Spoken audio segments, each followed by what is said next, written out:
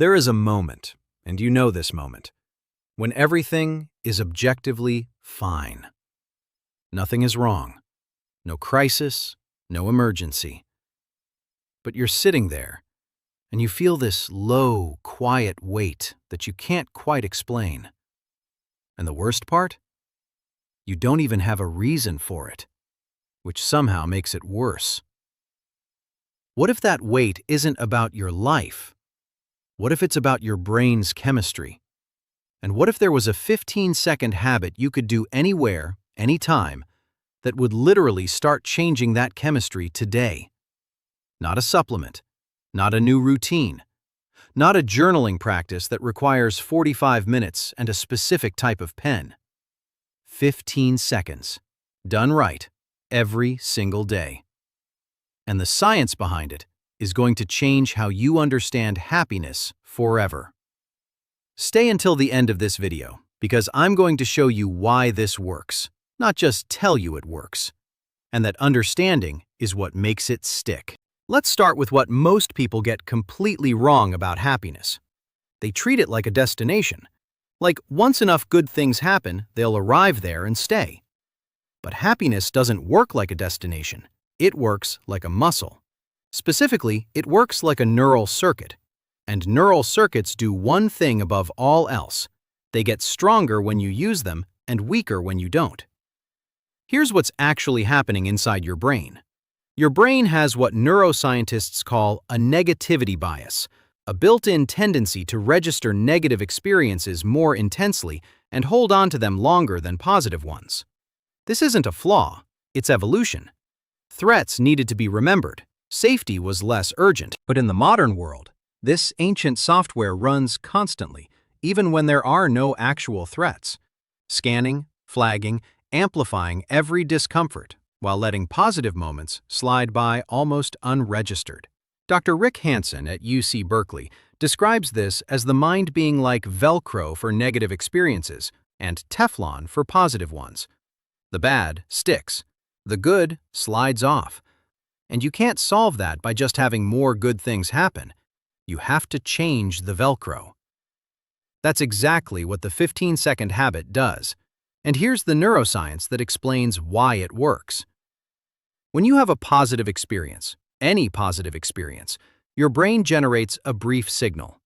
But unless that signal is held in conscious awareness for at least 10 to 15 seconds, it doesn't transfer from short-term processing into long-term memory. It evaporates. You experienced the good thing, but your brain didn't keep it. This is why you can have an objectively great day and still feel empty by evening. The good happened, but it didn't get encoded. The 15-second habit is the act of deliberately staying with a positive experience long enough for it to encode. It's that simple. And it is also that powerful. Because repetition of this over weeks and months literally thickens the neural pathways associated with positive experience. Your brain begins to notice, seek out, and anticipate good moments, not because you forced optimism, but because you trained a circuit. The moment something good happens, and it does not have to be significant, you stop. Not physically, mentally. You pause inside the moment. It could be anything. Your coffee is exactly the right temperature. Someone smiled at you genuinely. You finished a task. The sunlight hit a window in a way that looked almost cinematic for a second. A song you like came on. Your body felt comfortable and warm. Any of these. The size of the moment doesn't matter. What matters is what you do with it in the next 15 seconds. Here's the exact process. When the good moment arrives, you notice it. Actively, not passively. You say to yourself, either in your head or out loud, "I'm noticing this." Then, you sit inside the sensation for 15 seconds. Don't rush past it. Don't immediately reach for your phone. Don't let your brain skip to the next thing. Just breathe it in. Let it fully occupy your awareness. Feel where it lands in your body. Is it in your chest, your shoulders, your face? Let the physical sensation of the good moment register completely. 15 seconds. That is the full practice. Done correctly, meaning done with actual attention, not just noted and moved on, This is what transfers the experience from fleeting perception into encoded memory. Your brain now has a record of that moment, and records compound. Why craving happiness isn't what you think, and why this habit creates it. Here's what makes this habit genuinely different from count your blessings, which most people find doesn't work long term, and for good reason. Gratitude lists engage your cognitive brain. They ask you to think about things you're grateful for, which is largely an intellectual exercise. Your prefrontal cortex produces the list, but the emotional centers, the areas that drive craving, motivation, and the actual felt experience of happiness, often stay relatively uninvolved. It's like thinking about a meal instead of tasting it.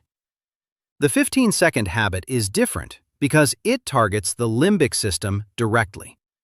When you deliberately hold a positive sensory experience in conscious awareness, you activate the brain's reward circuitry, including dopamine release, in real time, not as a memory, as a present moment experience.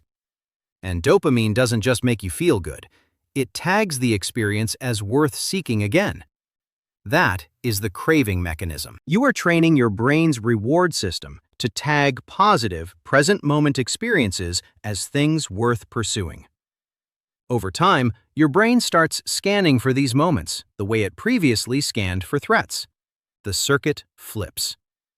This is what Dr. Andrew Huberman at Stanford calls subjective state control, the deliberate modulation of your neurochemistry through specific behaviors. The 15-second pause is one of the simplest and most accessible forms of this. No equipment, no time block, just 15 seconds of intentional attention. The common mistake. This kills the effect. What everyone gets wrong and why the habit stops working when they do it. Here's the mistake, and this is the one I mentioned at the start of the video. Most people, when they try this, do it as a cognitive exercise. They notice the good moment, they think the words, "I'm grateful for this," and they move on within 2 or 3 seconds. That is not the practice. That is a thought about the practice. The science is specific. The encoding requires duration. Less than 10 seconds of focused attention doesn't complete the transfer. You've acknowledged the moment, but you haven't installed it. It's like taking a photo with a dead battery. The shutter clicks, nothing saves. The second mistake is waiting for big moments. People think they need something significant, a promotion, a beautiful vacation, a major life win to do the practice. But small moments done consistently are neurologically more powerful than rare large ones, because the brain changes through repetition, not magnitude. The warmth of a shower, the satisfaction of a completed sentence, the color of the sky at a random moment on a random Tuesday. These are sufficient. These are more than sufficient. They are, in fact, the whole point. Your brain isn't broken because you haven't had enough big wins. It's under-practicing on the moments that are already there, every single day. What happens to your brain when you do this every day for a month? Done daily, even just 3 to 5 times a day, 15 seconds each. Here is what research and practitioners report over 30 days. Your baseline mood rises. Not dramatically, not in a way that makes you feel artificially positive, just the floor moves up. The low moments don't go as low. The neutral moments start feeling slightly warmer than they used to. Your brain's threat scanning behavior decreases measurably. Because you have been consistently activating the reward circuit, the negativity bias begins to rebalance. It doesn't disappear. It was never supposed to. But it stops dominating every moment the way it previously did. You start noticing good things before you have to remind yourself to. The circuit runs automatically. That's the shift from effort to identity, from "I'm trying to be more positive" to "I'm just someone who notices good things." It becomes who you are, not what you're practicing. And here's what's underneath all of it. You stop feeling like happiness is something that needs to happen to you. You start feeling like it's something you participate in creating. That shift, from recipient to participant, is one of the deepest changes in psychology. It's what separates people who feel at the mercy of their circumstances from people who feel agency inside their circumstances. And it starts with 15 seconds. Done today. Right now, if you want. Your brain right now is tuned to a certain frequency, not because of who you are, not because of how hard your life has been, and not because of anything permanent, because of what it has been repeatedly asked to do.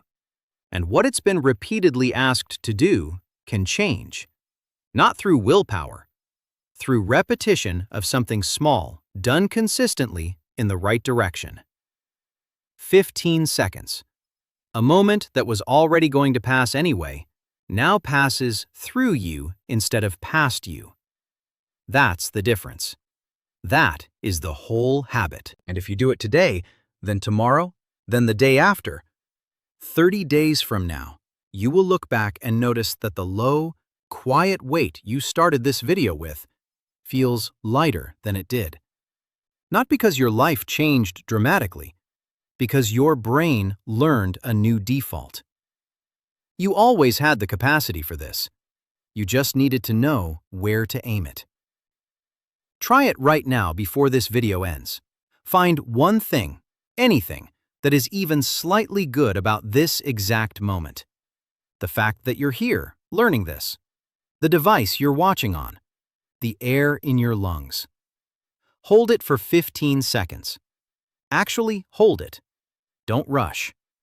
If you felt something shift in those 15 seconds, drop the word good in the comments, because I want to know.